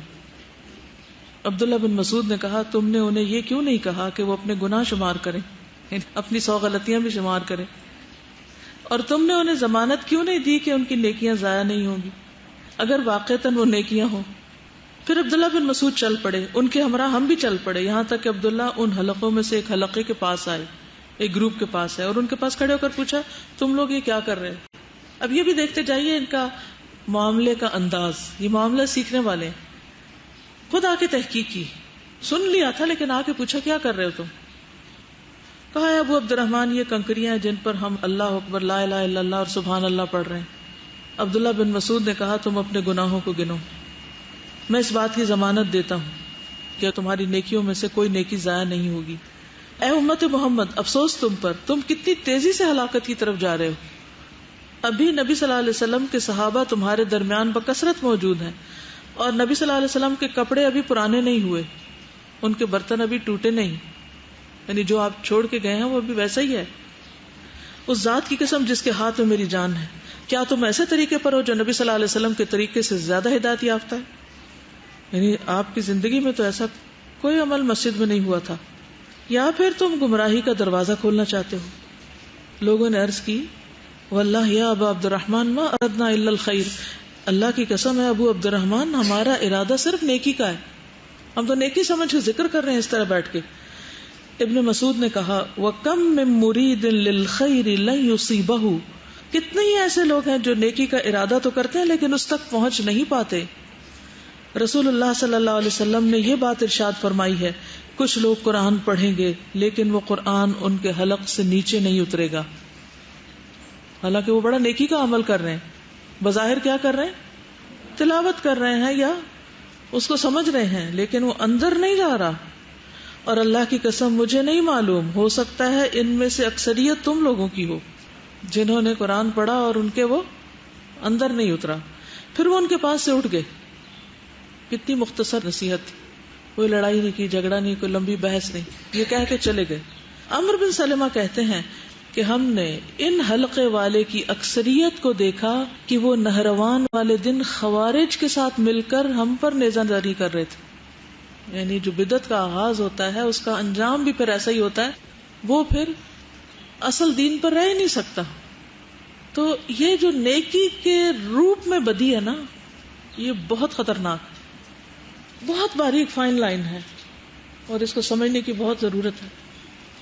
یہ سنن الدارمی کی ہے اور اس کو البانی نے صحیح قرار دیا سلسلہ صحیحہ میں۔ تو کوئی بھی نیا کام جو اگر سنت کے مطابق نہیں تو وہ کیا ہے؟ رد۔ بخاری کی وہ مشہور حدیث ہے کہ کچھ لوگ نبی صلی اللہ علیہ وسلم کی غیر موجودگی میں ان کے گھر گئے اور ان کی بیویوں سے پوچھا کہ آپ کی عبادت کیسی ہے اور آپ کا طریقہ کیا ہے، تو جو کچھ انہوں نے بتایا اس کو انہوں نے بہت ہی تھوڑا سمجھا اور کہا کہ آپ تو اللہ کے رسول ہیں اور آپ کے تو اگلے پچھلے گناہ معاف کر دیے گئے ہیں، اس لیے آپ کو تو زیادہ ان چیزوں کی ضرورت نہیں۔ ایک نے کہا کہ میں تو ساری رات عبادت کروں گا اور سوؤں گا نہیں، دوسرے نے کہا کہ میں ہمیشہ روزہ رکھوں گا، چھوڑوں گا نہیں، تیسرے نے کہا میں شادی نہیں کروں گا۔ یہ سب کیا تھا؟ کس نیت سے کر رہے تھے؟ نیکی کی نیت سے، عبادت کی نیت سے، ثواب کی نیت سے، لیکن کیا یہ نیکی تھی؟ نہیں۔ جب آپ کو پتا چلا تو کیا آپ خوش ہوئے؟ کتنے نیک لوگ ہیں، انہوں نے تو اتنے کام اپنے ذمے لے لیے، کیا فرمایا؟ آپ ناراض ہوئے، ممبر منگوایا، الصلاۃ جامعہ، 100 لوگوں کو اکٹھا کیا اور کہا کہ اللہ کی قسم، اللہ رب العالمین سے میں تم سب سے زیادہ ڈرنے والا ہوں، میں تم میں سب سے زیادہ متقی ہوں، لیکن اگر میں روزے رکھتا ہوں تو افطار بھی کرتا ہوں، نماز پڑھتا ہوں تو سوتا بھی ہوں اور نکاح بھی کرتا ہوں، جس نے میرے طریقے سے بے رغبتی کی وہ مجھ سے نہیں، من رغب عن سنتی فلیس منی۔ اتنا ہی دین کافی، اتنا ہی عمل کافی۔ اگر آپ کو مثلاً کوئی کچھ کرتا ہوا دکھائی دے نا اور آپ کو شک پڑے کہ یہ ٹھیک ہے یا نہیں، یا آپ نے دیکھا ہمیشہ سے لوگ آپ کے گھر میں کرتے چلے آ رہے اور آپ بھی انکانشیسلی ساتھ شامل ہیں، پھر یکایک آپ کو خیال آتا ہے کہ اس کو چیک کرنا چاہیے، تو پھر آپ کیا کریں گے؟ معلوم کریں گے کہ لیلۃ القدر کو نبی صلی اللہ علیہ وسلم نے کیا کیا تھا۔ آپ کو ایک تجسس لگ جائے گا، ایک علم کی طلب لگ جائے گی، اور آپ اس وقت تک چین سے نہیں بیٹھیں گے جب تک آپ کو سارا نہ پتہ چل جائے۔ پھر صرف پتہ نہیں چل جائے بلکہ یہ کہ اس کے سورسز چیک کریں گے کہ اوتھینٹک بھی ہیں یا نہیں، ایسی ادھر ادھر کی کتابوں سے جمع کر لیا۔ آپ کو معلوم ہے کہ ایک نفل نماز کی تحقیق کے لیے لوگ سینکڑوں میل سفر کرتے تھے۔ ایک زمانہ وہ تھا کہ میں اس سے جا کے پوچھوں جس نے نبی صلی اللہ علیہ وسلم سے سن رکھا ہو یا آپ کے کسی صحابی سے سن رکھا ہو، کہ وہ مجھے وہ طریقہ بتائے۔ لوگ اتنا زیادہ احتیاط برتنے والے بھی تھے۔ آج ہمارے اوپر کتابوں کے ڈھیر لگے ہوئے ہیں، لیکن ہمارے پاس فرصت ہی نہیں کہ ہم اصل کو چیک کریں۔ تو جب بھی کوئی بتائے نیکی کا کام تو ذرا سا تکلیف کر کے اس کو مزید آگے دیکھنے کی کوشش کریں. اب یہ انہوں نے سوال کیا کہ 20 تراویح ہے کہ 8 ہے. ٹھیک ہے, اچھا میں نے اسے کہا کہ پڑھ کے آئیے کہ جس نے 8 کہا وہ کیا دلیل دیتا ہے اور جس نے 20 کہا وہ کیا دلیل دیتا ہے. دونوں کی دلیل کو پڑھیے اور آپ بہت آسانی سے فیصلہ کر لیں گے. کسی کی میری تیری بات پہ جانے کی ضرورت ہی نہیں ہے. دل بھی ایک مفتی ہوتا ہے, وہ اندر سے بول اٹھتا ہے کہ ٹھیک نہیں, دع ما یریبک الی ما لا یریبک, جو چیز تمہیں شک میں ڈال دے اسے چھوڑ دو, تعویلیں نہ دو اس کو, کیونکہ الاثم ما حاک فی نفسک, گناہ وہ ہے جو تمہارے دل میں کھٹک جائے, وکرہت ان یطلع علیہ الناس, اور تم ناپسند کرو کہ لوگوں کو پتہ چلے, یہ بات اچھی نہ لگے تم کو. تو معیار ہونے چاہیے نا کہ کیا صحیح اور کیا غلط ہے, اس کا پتہ ہونا چاہیے. آگے چلتے ہیں. عبداللہ بن مسعود فرماتے ہیں سنت میں درمیانی چال بدعت میں کوشش کرنے سے زیادہ بہتر ہے. یعنی بدعت میں تھکنے سے بہتر ہے کہ تھوڑی سی سنت اختیار کر لی جائے. اور دین جو ہے وہ خواہشات پر عمل کرنے کا نام نہیں. دین خواہشات پر عمل کرنے کا نام نہیں. قرآن مجید سورۃ القصص 50 میں آتا ہے وَمَنْ أَضَلُّ مِمَّنِ اتَّبَعَ هَوَاهُ بِغَيْرِ هُدًى مِّنَ اللَّهِ, اور اس سے زیادہ گمراہ کون ہو سکتا ہے جو اللہ کی ہدایت کو چھوڑ کر محض اپنی خواہش کے پیچھے لگاؤ. سورۃ صاد 26 میں آتا ہے وَلَا تَتَّبِعِ الْهَوَىٰ فَيُضِلَّكَ عَن سَبِيلِ اللَّهِ, اور خواہش نفس کی پیروی نہ کرنا ورنہ یہ بات تمہیں اللہ کی راہ سے بہکا دے گی.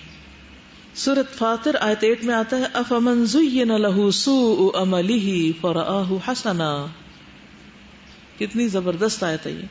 فَإِنَّ اللَّهَ يُضِلُّ مَن يَشَاءُ وَيَهْدِي مَن يَشَاءُ, بھلا جس شخص کا برا عمل خوشنما بنا دیا جائے اور وہ اسے اچھا سمجھنے لگے برے عمل کو, اللہ تعالیٰ اسی طرح جسے چاہتا ہے گمراہ کرتا ہے, جسے چاہتا ہے ہدایت دیتا ہے. آتا نا قُلْ هَلْ نُنَبِّئُكُمْ بِالْأَخْسَرِينَ أَعْمَالًا الذين ضل سعيهم في الحياة الدنيا وهم يحسبون انهم يحسنون صنعا. اب یہ فی الحیات دنیا سے مراد کیا کہ دنیا کی خواہشات اور اپنی مرضی کا دین گھڑ کے اسی میں گم ہے, اصل کو دیکھتے ہی نہیں. پھر اسی طرح یہ ہے کہ اہل بدعت سے بھی اپنے آپ کو بچانا چاہیے. قرآن مجید میں آتا ہے وَقَدْ نَزَّلَ عَلَيْكُمْ فِي الْكِتَابِ ان اذا سمعتم آیات اللہ یکفر بها ویستہزأ بها فلا تقعدوا معهم حتى يخوضوا في حدیث غیرہ انکم اذا مثلهم. اللہ تعالیٰ اپنی کتاب میں یہ حکم پہلے نازل کر چکا ہے کہ جب تم سنو کہ آیات الہی کا انکار کیا جا رہا ہے اور ان کا مذاق اڑایا جا رہا ہے تو وہاں ان کے ساتھ مت بیٹھو. کیوں, کیا ہوگا ورنہ پھر اس کی جھجک اتر جائے گی, حتیٰ کہ لوگ کسی دوسری بات میں لگ جائیں, عادات میں لگ جائیں, عبادات کے ایسے طریقے چھوڑ کے, تو ٹھیک ہے, ورنہ تم بھی اس وقت انہی جیسے ہو جاؤ گے, انہی میں شمار ہوگے. نبی صلی اللہ علیہ وسلم نے فرمایا آخر زمانے میں جھوٹے دجال لوگ ہوں گے, تمہارے پاس ایسی حدیثیں لائیں گے جن کو نہ تم نے نہ تمہارے آباء و اجداد نے سنا ہوگا. تم ایسے لوگوں سے بچتے رہنا, کہیں وہ تمہیں گمراہ اور فتنے میں مبتلا نہ کر دیں. اب اس کا یہ معنی نہیں کہ کم علمی کی وجہ سے اگر ہم نے کوئی حدیث نہیں سنی ہوئی تو وہ کسی نے سنائی تو وہ ہمیں کوئی بدعت کی طرف لے جا رہا ہے. اس کا مطلب یہ ہے کہ گھڑ کے لا رہا ہے, اصل ہے ہی نہیں. دیکھیے بدعت اور سنت میں فرق کیا ہے, سنت کی اصل ہے اور بدعت کی اصل کوئی نہیں. تو یہاں جھوٹی حدیثیں مراد ہیں جو اپنے موقف کو ثابت کرنے کے لیے لوگ بعض اوقات گھڑ لیتے ہیں.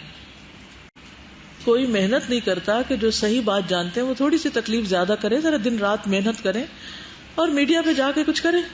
جب آپ خود کچھ نہیں کرتے تو پھر جو کر رہے ہیں ان کو کرنے دیں, ٹھیک ہے نا.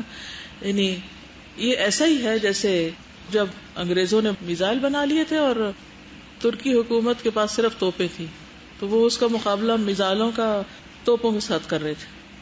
تو پھر باقی کیسے رہیں, یعنی کہ کس طرح جنگ جیت سکتے ہیں آپ؟ کوئی بھی جنگ جب تک ایٹ پار نہیں ہے آپ, یا آپ کے پاس وہ نہیں ہے جو دوسرے کے پاس ہے, تو آپ تو نہیں جیت سکتے.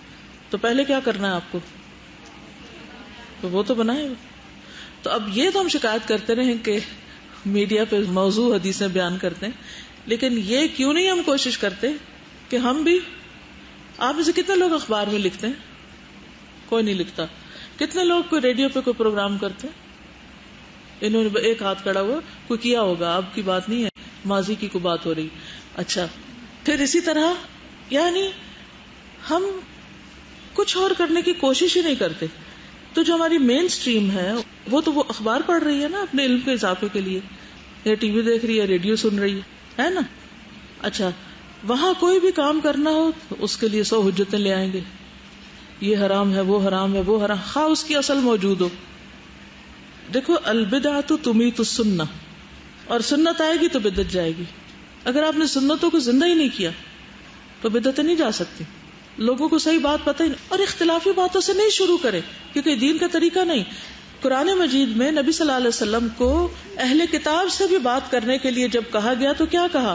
قل یا اہل الکتاب تعالوا الی کلمۃ سواء بیننا وبینکم, کامن گراؤنڈز پہ, جو ہمارے اور تمہارے درمیان کامن باتیں. لا الہ الا اللہ محمد الرسول اللہ, یہ بھی مانتے ہیں, ہم بھی مانتے ہیں. قرآن اللہ کی کتاب ہے, آپ بھی مانتے ہیں, ہم بھی مانتے ہیں. حدیث آپ بھی مانتے ہیں, ہم بھی مانتے ہیں. اچھا چلیے, اب ہم کیا کرتے ہیں؟ قرآن پڑھتے ہیں, قرآن سے دیکھتے ہیں, حدیث میں دیکھتے ہیں, آپ جو بات کہتی ہیں اس کی بھی اصل دیکھ لیتے ہیں ہم. اب آپ کہیں گے کہ نہیں بعض اسکالرز بھی یہ کرتے ہیں, تو آپ کو معلوم ہے بنی اسرائیل کے بھی اسکالرز تھے, شاید آپ کے اسکالر سے زیادہ ہی محنتی ہوں.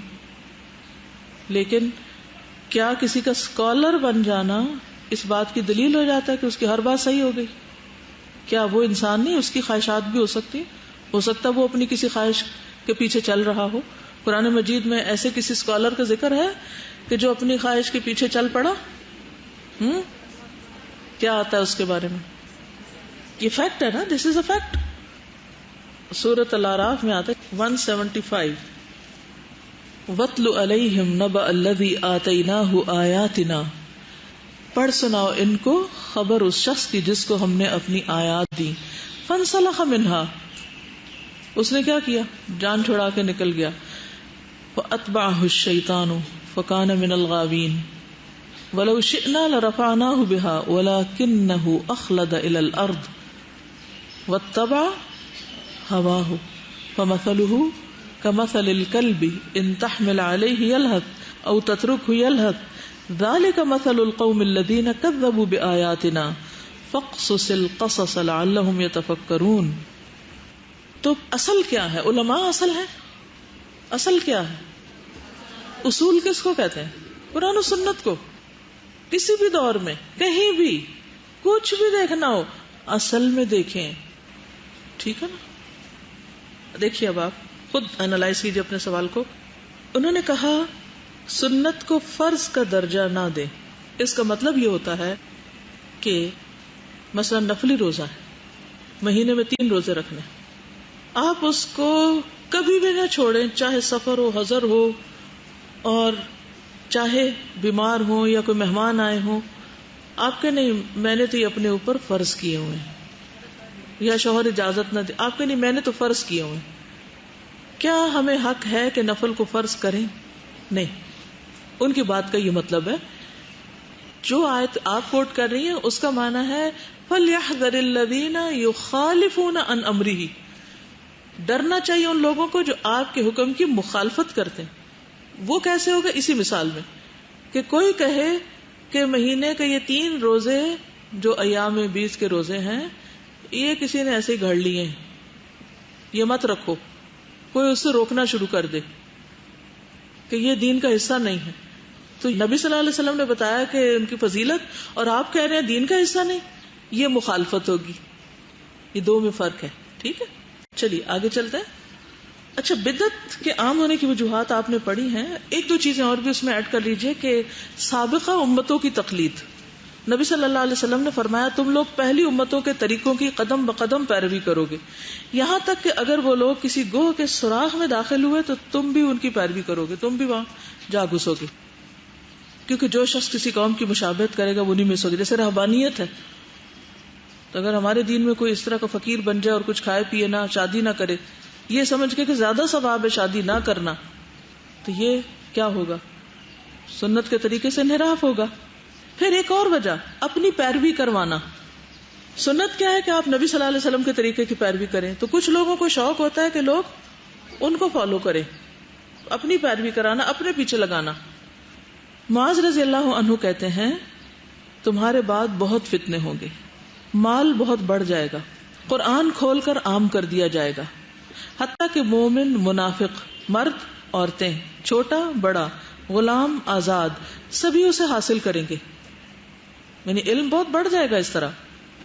اور ایسا ہوگا کہ کہنے والا کہے گا لوگوں کو کیا ہوا میری پیروی نہیں کرتے حالانکہ میں نے قرآن پڑھ رکھا ہے. لوگوں کو کیا ہوا کہ میری پیروی نہیں کرتے حالانکہ میں نے قرآن پڑھا ہوا ہے. اب اگر کسی خاندان میں کوئی ایک لڑکی نے پڑھ لیا اور وہ یہ چاہے کہ لوگ اس کے طریقے پہ چلے تو اسے اپنے طریقے پہ نہیں چلانا، اسے کس چیز کی طرف دعوت دینی ہے؟ دعوت اللہ. لوگوں کو کس سے جوڑنا ہے؟ اللہ سے جوڑنا ہے. یہ اصل دین کی دعوت. تمام پیغمبروں نے کیا کیا؟ ان اعبدوا اللہ. ٹھیک ہے. اچھا وہ کہے گا یہ لوگ اس وقت تک میری پیروی نہیں کریں گے حتیٰ کہ میں ان کے لیے کوئی نئی اختراع کروں. یعنی میرے فین نہیں بن رہے، مجھے کوئی نئی چیز دین میں لانی چاہیے. چنانچہ تم اپنے آپ کو اس کی بدعت سے بچائے رکھنا. اس کی بدعت دلالت اور گمراہی ہوگی. کرسچینٹی میں بگاڑ کس وجہ سے آیا؟ اسی وجہ سے آیا نا کہ جب ان کی تبلیغ مختلف علاقوں میں گئی تو جس علاقے میں گئی انہوں نے اس لوکل کلچر کو دین کا حصہ بنا لیا اور اس طرح اصل شکل دین کی کچھ سے کچھ بن گئی کہ اس علاقے کے لوگ ڈانس پسند کرتے ہیں لہٰذا کوئی ایسا ڈانس دین میں ڈال دو کہ جس سے لوگ اسلام کی طرف آ جائیں. تو پھر وہ اسلام کی طرف نہیں آ رہے، وہ دراصل اپنی خواہشات کی پیروی کر رہے ہیں. وہ وہاں ان کو اس شکل میں مل رہی تھی، یہاں اس شکل میں مل گئی تو اصل دین تو پیچھے ہی رہ گیا. پھر کیا فائدہ اس کا؟ پھر غلوب ایک وجہ ہوتی. غلوب کیا ہوتا ہے؟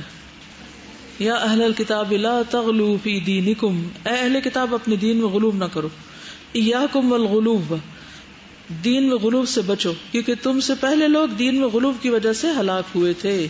غلوب ہوتا ہے دین میں اضافہ ہی کی ایک شکل، یعنی حد سے بڑھنا. اب بدعت کے چند نقصان، اگر نقصان پتہ چل جائے تو پھر بھی شاید باز آ جائے. پہلی بات تو وہی آیت فَلْيَحْذَرِ الَّذِينَ يُخَالِفُونَ عَنْ أَمْرِهِ أَن تُصِيبَهُمْ فِتْنَةٌ أَوْ يُصِيبَهُمْ عَذَابٌ أَلِيمٌ. جو لوگ رسول صلی اللہ علیہ وسلم کے حکم کی مخالفت کرتے ہیں انہیں اس بات سے ڈرنا چاہیے کہ وہ کسی مصیبت میں گرفتار نہ ہو جائیں یا انہیں کوئی دردناک عذاب نہ پہنچ جائے. پھر یہ یاد رکھیں کہ بدعت بدترین گناہ ہے. خواہ وہ نیکی کا کام ہے لیکن وہ گناہ ہے.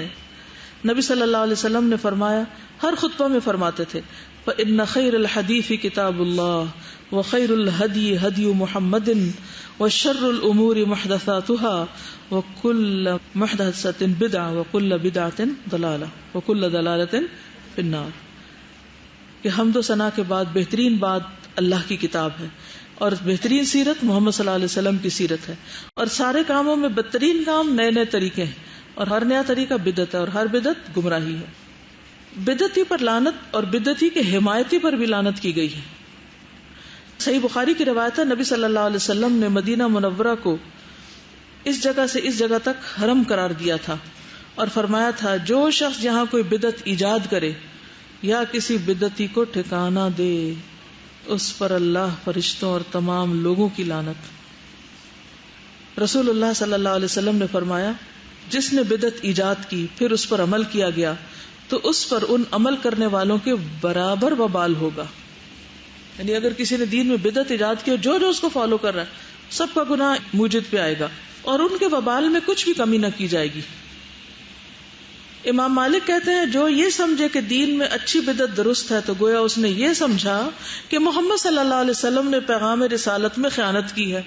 کچھ بھول گئے تھے، کچھ چھوڑ گئے، کیونکہ اللہ کا فرمان ہے آج کے دن میں نے تمہارا دین تمہارے لیے مکمل کر دیا اور اپنی نعمت کو تم پر تمام کر دیا. پھر یہ کہ بدعت سنت کو ختم کر دیتی ہے.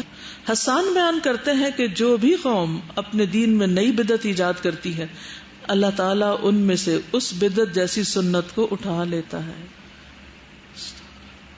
اور پھر اسے دوبارہ ان لوگوں کے پاس قیامت تک نہیں لوٹاتا. کتنی بڑی خیر سے لوگ محروم ہو جاتے ہیں. اتنا ڈرنے کی ضرورت ہے. نبی صلی اللہ علیہ وسلم نے فرمایا مدینہ منورہ حرم ہے، جو شخص اس میں کوئی بدعت ایجاد کرے یا بدعتی کو ٹھکانہ دے اس پر اللہ کی، فرشتوں کی، تمام لوگوں کی لعنت ہے. قیامت کے دن اللہ اس سے کوئی فرض یا نفلی عبادت قبول نہ کرے گا. اچھا عام جگہوں پر بھی بدعت کی ممانعت ہے، لیکن مدینہ میں بدعت کی ایجاد اور زیادہ بری کیوں؟ کیونکہ اس طرح تو دین مکس اپ ہو جائے گا نا. پھر یہ ہے کہ بدعت امت میں تفرقے کا باعث ہے. یہ جو بہت فرقہ واریت ہے، اس کی اصل وجہ کیا ہے؟ بدعات ہے. اگر سب اصل دین پہ ہوتے تو ایک ہی ہوتے. قرآن مجید میں آتا ہے ان الذین فرقوا دینہم وکانوا شیعا لست منہم فی شیء انما امرہم الی اللہ ثم ينبئهم بما كانوا يفعلون. جن لوگوں نے اپنے دین میں تفرقہ ڈالا اور کئی فرقے بن گئے، ان سے آپ کو کچھ سروکار نہیں، ان کا معاملہ اللہ کے سپرد ہے، پھر وہ خود ہی انہیں بتلا دے گا کہ وہ کن کاموں میں لگے ہوئے ہیں. پھر بدعت ہلاکت کا باعث ہے. رسول اللہ صلی اللہ علیہ وسلم نے فرمایا ہر عمل میں ایک تیزی ہوتی ہے اور ہر تیزی کے بعد کمزوری ہوتی ہے، یا سنت کی طرف یا بدعت کی طرف. جس کا فطرہ سنت کی طرف ہو وہ ہدایت پا جاتا ہے، اور جس کا فطرہ کسی اور چیز کی طرف ہو تو وہ ہلاک ہو جاتا ہے. یعنی ہر انسان کے اوپر مختلف کیفیات آتی. ایک وقت آتا ہے کہ آپ ایک کام بہت جوش و خروش اور بہت تیزی سے کر رہے ہوتے ہیں، پھر اچانک آپ اس میں بریک کر لیتے ہیں، رک جاتا ہے، پھر آپ واپس لوٹتے ہیں اس بریک کے بعد. تو کچھ لوگ تو سنت کی طرف لوٹ جاتے ہیں اور کچھ بدعت کی طرف راستہ بدل لیتے ہیں. تو جس کا فطرہ یعنی وہ جو بریک ہے وہ اگر سنت کی طرف ہے تو ہدایت پہ ہے، اور فطرہ اگر کسی اور چیز پہ ہو تو ہلاکت ہے. بدعتی اللہ کو انتہائی ناپسند ہے، کیونکہ وہ دین کو اپنے ہاتھ میں لے رہا ہے نا. 3 قسم کے لوگ اللہ تعالیٰ کو انتہائی ناپسند ہے، یہ نبی صلی اللہ علیہ وسلم نے فرمایا، اور مبغوض ترین ہے. نمبر 1، حرم میں الحاد برپا کرنے والا، اسلام میں جاہلیت کے طریقے چاہنے والا، اور کسی آدمی کا ناحق خون کرنے کے لیے کوشاں رہنے والا. یعنی بے وجہ کسی کو مارنے کی کوئی پلاننگ کر رہا ہو، کسی بے قصور کو. بدعتی نبی صلی اللہ علیہ وسلم کی سفارش یعنی شفاعت سے محروم رہے گا. رسول اللہ صلی اللہ علیہ وسلم نے فرمایا میری امت کے 2 قسم کے افراد کے حق میں میری سفارش قبول نہ ہوگی. نمبر 1، انتہائی ظالم حکمران، اور نمبر 2، غلو کرتے ہوئے دائرہ دین سے خارج ہونے والا شخص، یعنی حد سے بڑھ کے جو کام کرے. غالی، کل غال مارق. حوض کوثر سے محرومی، رسول اللہ صلی اللہ علیہ وسلم نے فرمایا میں تمہارے لیے حوض کوثر پر پیش خیمہ ہوں گا، اور تم اس بات سے ڈرنا کہ کہیں ایسا نہ ہو کہ تم میں سے کوئی میری طرف آئے اور پھر وہ مجھ سے ہٹا دیا جائے، جیسا کہ گم شدہ اونٹ ہٹا دیا جاتا ہے. تو میں کہوں گا ایسا کیوں؟ تو جواب دیا جائے گا کہ آپ نہیں جانتے کہ انہوں نے آپ کے جانے کے بعد کیا کیا نئی چیزیں ایجاد کر لی تھی. تو میں کہوں گا دور ہو جاؤ، دور ہو جاؤ. پھر بدعتی کو توبہ کی توفیق نہیں ہوتی. یہ بہت ڈرنے والی بات ہے. انس نے مرفوعاً نقل کیا کہ اللہ نے ہر بدعتی سے توبہ کو پردے میں رکھا ہے، توفیق ہی نہیں ہوتی اس کو. صحیح ترغیب و ترہیب کی حدیث. سفیان ثوری کہتے ہیں کہ ابلیس کو گناہ سے زیادہ بدعت پسند ہے، کیونکہ بدعت کے بعد توبہ نہیں کی جاتی جبکہ گناہ سے توبہ کی جاتی. تو ابلیس کیا چاہتا ہے کہ انسان کیا کرے؟ بدعتوں میں پڑے رہے تاکہ توبہ بھی نہ کرے. بدعتی اللہ اور رسول پر جھوٹ باندھتا ہے جو عظیم گناہ ہے. وَلَوْ تَقَوَّلَ عَلَيْنَا بَعْضَ الْأَقَاوِيلِ لَأَخَذْنَا مِنْهُ بِالْيَمِينِ ثُمَّ لَقَطَعْنَا مِنْهُ الْوَتِينَ. اگر وہ رسول خود کوئی بات گھڑ کر ہمارے ذمہ لگا دیتا تو ہم اس کا دایاں ہاتھ پکڑ لیتے، پھر اس کی رگے گردن کاٹ ڈالتے. تو اللہ کے رسول صلی اللہ علیہ وسلم کو بھی اپنے پاس سے دین میں کوئی چیز ڈالنے کی اجازت نہیں. کہا یہ کہ آپ کے بعد کوئی اور ڈالے. نبی صلی اللہ علیہ وسلم نے فرمایا من تعمد علیہ کذبا فلیتبوأ مقعدہ من النار. جو جان بوجھ کے مجھ پر کوئی چیز باندھے اس کو چاہیے کہ اپنا ٹھکانہ جہنم میں بنا لے. بدعتی شخص سے روایت اور شہادت نہیں لی جا سکتی. محدثین، فقہاء اور اصولیوں کا اجماع ہے کہ ایسا بدعتی جس کی بدعت اسے کافر بنا دے اس کی روایت قبول نہ کی جائے گی، اور خاص طور پر اگر وہ بدعت کی طرف دعوت دے رہا ہو. ابن سیرین کہتے ہیں کہ پہلے لوگ اسناد کی تحقیق نہیں کرتے تھے. اسناد کی تحقیق کا مطلب کیا کہ ریفرنس نہیں مانگتے تھے کہ کوئی بات کو پیش کرتا تھا. لیکن جب دین میں بدعات اور فتنے داخل ہو گئے تو لوگوں نے کہا کہ اپنی اپنی سند بیان کرو، ہاتھوں برہانکم. بس جس حدیث کی سند میں اہل سنہ راوی دیکھتے تو اس کی حدیث لے لیتے، اگر سند میں اہل بدعت راوی دیکھتے تو اس کو چھوڑ دیتے. یعنی بدعتیوں کی حدیث بھی نہیں لیتے تھے. بدعتی کا فہم بھی الٹا ہوتا ہے، اس کو بات الٹے طریقے سے سمجھ آتی ہے. وہ گناہ کو نیکی اور نیکی کو گناہ سمجھتا ہے. اسی طرح بدعت کو سنت اور سنت کو بدعت سمجھتا ہے. حذیفہ بن یمان کہتے ہیں کہ اللہ کی قسم بدعات ضرور پھیلیں گی، یہاں تک کہ اگر کوئی بدعت چھوڑ دی جائے تو لوگ کہیں گے سنت چھوڑ دی. بدعتی اللہ کے ذکر سے اعراض کرنے والا ہوتا ہے. بدعتی شخص اپنی بدعت میں وقت لگا کر اللہ کا مسنون ذکر چھوڑ دیتا ہے. دوران بدعت اکثر نمازوں میں تاخیر کر دیتا ہے. یعنی جب آپ غیر ضروری چیزیں کریں گے تو کیا ہوگا؟ نمازیں لیٹ پڑیں گے. صحابہ کا نیکی اور بدعت میں تمیز کر لینا. مجاہد کہتے ہیں کہ میں اور عروہ بن زبیر مسجد نبوی میں داخل ہوئے. وہاں عبداللہ بن عمر رضی اللہ عنہما حضرت عائشہ کے حجرے کے پاس بیٹھے ہوئے تھے. کچھ لوگ مسجد نبوی میں اشراق کی نماز پڑھ رہے تھے. انہوں نے بیان کیا کہ ہم نے عبداللہ بن عمر سے ان لوگوں کی اس نماز کے متعلق پوچھا تو انہوں نے کہا بدعت ہے. اچھا، مسجد نبوی میں اشراق کی نماز پڑھ رہے تھے، یعنی مسجد میں لازم نہیں ہے کہ گھر سے آپ مسجد آئیں اشراق پڑھنے کے لیے. کیا کرنا چاہیے؟ فرض نماز بس لازم ہے وہاں پڑھنا. حذیفہ کہتے ہیں ہر وہ عبادت جو رسول اللہ صلی اللہ علیہ وسلم کے صحابہ نے نہیں کی تم بھی نہ کرو. سیدھی سی بات، کتنی سمپل چیز ہے. جو صحابہ نے نہیں کیا تم بھی نہ کرو. ابن سیرین کہتے ہیں اہل الاہواء کے ساتھ مت بیٹھو، نہ ان کے ساتھ بحث کرو، نہ ان کی باتیں سنو. ابو قلابہ کہتے ہیں مجھے اندیشہ ہے کہ وہ لوگ تمہیں بھی گمراہی پہ نہ ڈال دیں یا تم پہ دین میں چیزیں خلط ملط نہ کر دیں جن کو تم پہچانتے ہو. امام مالک کے پاس جب اہل الاہواء میں سے کوئی آتا تو اسے کہتے میں اپنے دین میں واضح دلیل پر ہوں لیکن تم شک پر ہو، جاؤ اپنے جیسے کسی شکی کے پاس اور اس سے جھگڑا کرو، مجھ سے مت جھگڑو. یعنی میں جو کچھ کر رہا ہوں دلیل کے ساتھ کر رہا ہوں اور تمہارے پاس دلیل نہیں ہے، تو جن باتوں کی کوئی دلیل نہیں ان میں جھگڑے کی ضرورت نہیں، جاؤ اپنے جیسے کسی کے پاس جا کے جھگڑو. خود بھی اور اپنے بچوں کو بھی اس سے بچانا چاہیے. ابن طاؤس نے اپنے بیٹے سے کہا جبکہ ان کے پاس اہل بدعت میں سے ایک شخص بات کر رہا تھا، اے میرے بیٹے اپنے کانوں میں انگلیاں ڈالو تاکہ جو یہ کہہ رہا ہے وہ مت سنو. ایک دن میں دیکھ رہی تھی کہ ایک بچہ بیٹھا ہوا تھا اور ایک بچی آئی اپنا مسئلہ لے کے، تو کہنے لگی میرا پڑھنے کو بالکل دل نہیں چاہتا اور میں کنسسٹنٹ نہیں ہوں اس میں. مجھے اتنی زیادہ شدت سے اس بچے کی فکر ہوئی کہ یہ جو بیٹھا غور سے بات سن رہا ہے 7-8 سال کا بچہ، یہ کیا سن رہا ہے اور اس کا حال کیا ہوگا. میں نے اس کی ماں کو اشارے کی کہ یہاں سے نکال لو اس کو، لیکن اس کو ایک اشارہ سمجھ نہ آیا میرا. تو بعد میں نے خبر لی. یعنی جہاں آپ دیکھیں کہ غلط قسم کی مجلس ہے تو بچوں کو وہاں سے ہٹا لیں، کیونکہ چھوٹے بچے جو سنتے ہیں نا جس قسم کی باتیں ان کے دل میں بیٹھ جاتی اور بڑے ہو کر وہ اس کو اس طرح اختیار کر لیتے ہیں کہ یہ ہم نے کہیں سنا تھا.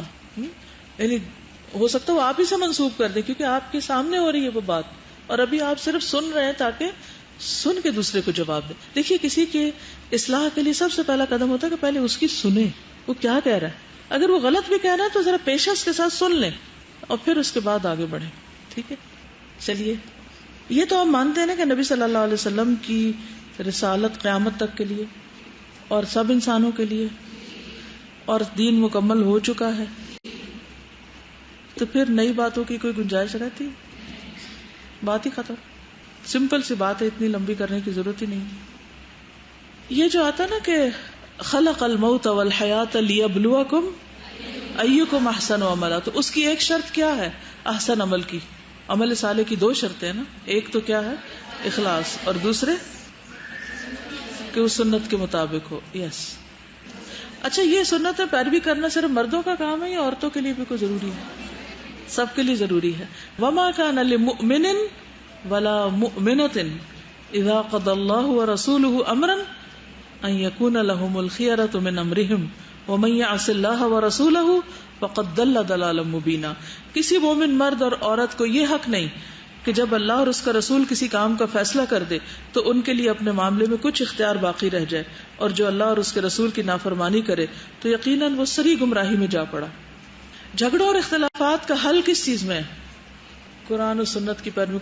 یا ایھا الذین آمنوا اطیعوا اللہ واطیعوا الرسول واولی الامر منکم فان تنازعتم فی شیء فردوہ الی اللہ والرسول ان کنتم تؤمنون باللہ والیوم الآخر. اگر تم اللہ اور آخرت پر ایمان رکھتے ہو تو کیا کرو؟ اللہ رسول اور اولی الامر کی بات مانو. جھگڑا ہو جائے تو اللہ رسول کے پاس جاؤ، پھر اولی الامر نہیں، اللہ رسول کے پاس جاؤ. جو وہ کہیں گے اس کو مانو. ٹھیک ہے. پھر آپ دیکھیے کہ آپ نے خود بھی فرمایا نا کہ تم میں سے جو شخص زندہ رہے گا بہت سے اختلافات دیکھے گا, تو اس کو کیا آپ نے حکم دیا کہ میری سنت اور خلفائے راشدین کی سنت کو لازم پکڑو. قرآن مجید میں آتا ہے کہ سنت پر عمل کرنے میں زندگی ہے, یعنی یہ زندگی بخشنے والا کام ہے. یا ایھا الذین آمنوا استجیبوا للہ وللرسول اذا دعاکم لما یحییکم. اے لوگو جو ایمان لائے ہو, لبیک کہو اللہ رسول کی پکار پر جب وہ تمہیں اس چیز کی طرف بلائیں جو تمہیں زندگی بخشتی ہے. ٹھیک ہے. سنت انسان کو حکمت سکھاتی. ابو عثمان نیسابوری کہتے ہیں جس نے اپنی جان پر قول اور فعل کے اعتبار سے سنت کو امیر بنایا وہ حکمت کے ساتھ بولے گا. حکمت کا سب کو شوق ہے نا کہ ہمیں ملے, تو وہ کیسے ملتی ہے؟ جو اپنی جان پر قول اور فعل دونوں اعتبار سے سنت کو حاکم بنائے تو وہ حکمت کے ساتھ بولے گا, اور جو اپنے نفس پر قول اور فعل کے اعتبار سے خواہش کو امیر بنا لیتا ہے اس کی زبان پر بدعت کا اظہار ہوگا. ٹھیک. یعنی اگر آپ خواہشات کی تکمیل کریں گے تو بدعتوں میں پڑیں گے, اور اگر آپ واقعی رسول کی پیروی کرنا چاہتے ہیں تو پھر سنت کے پیچھے چلیں گے. یہ جو ہے نا یوم تبیض وجوہ وتسود وجوہ, ابن عباس اس کی تفسیر کیا بیان کرتے ہیں کہ اس کا معنی وہ اہل سنت ہوں گے جو آپس میں اتحاد اور اتفاق رکھتے ہیں, اور سیاہ چہرے بدعتیوں کے اور فرقہ بازی کرنے والوں کے ہوں گے. اور جو لوگ دین میں نئی نئی بدعتیں نکالیں قیامت کے دن ان سے اس کا حساب ہوگا. سنت سے ہٹنا سراسر گمراہی کا طریقہ ہے. عبداللہ کہتے ہیں جو آدمی یہ چاہتا ہو کہ وہ کل اسلام کی حالت میں اللہ سے ملاقات کرے, آپ بھی چاہتے ہیں, وَلَا تَمُوتُنَّ إِلَّا وَأَنْتُمْ مُسْلِمُونَ, تو اس کے لیے ضروری ہے کہ وہ ان ساری نمازوں کی حفاظت کرے ان مقامات میں جہاں ان کی اذان کہی جاتی. اللہ تعالیٰ نے تمہارے نبی کے لیے ہدایت کے طریقے متعین کر دیے ہیں, اور یہ نمازیں بھی ہدایت کے طریقوں میں سے ہیں. اور اگر تم اپنے گھروں میں نماز پڑھو جیسا کہ یہ پیچھے رہنے والا اپنے گھر میں پڑھتا ہے تو تم نے اپنے نبی کے طریقے کو چھوڑ دیا, اور اگر تم اپنے نبی کے طریقے کو چھوڑ دو گے تو کیا ہوگا؟ اگر تم اپنے نبی کے طریقے کو چھوڑ دو گے تو گمراہ ہو جاؤ گے. حدیث میں آتا ہے, السلسلہ صحیحہ کی حدیث ہے, من لم یعمل بسنتی فلیس منی, جو میری سنت پر عمل نہ کرے وہ مجھ سے نہیں, یعنی اس کو پھر مجھ پر کیا ایمان ہے. ایک اور حدیث ہے صحیح بخاری کی, آپ نے فرمایا کل امتی يدخلون الجنۃ الا من ابا, قالوا یا رسول اللہ ومن یابا, قال من اطاعنی دخل الجنہ ومن عصانی فقد ابا. فرمایا میری ساری امت جنت میں جائے گی سوائے ان کے جنہوں نے انکار کیا.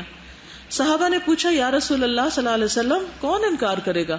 فرمایا جو میری اطاعت کرے گا وہ جنت میں داخل ہوگا, اور جو میری نافرمانی کرے گا اس نے گویا انکار کیا. تو جنت میں لے جانے کا ذریعہ ہے کیا؟ سنت کی پیروی.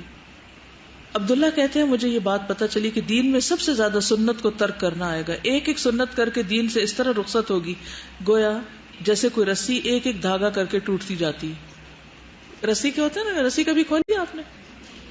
پھر کھولے تو کیا ہوتا ہے, اس کے مزید ریشے نظر آتے ہیں, پھر وہ ایک ریشہ نکل گیا, پھر دوسرا, پھر تیسرا, تو پھر دوبارہ آپ اس سے کیا رسی بنائیں گے.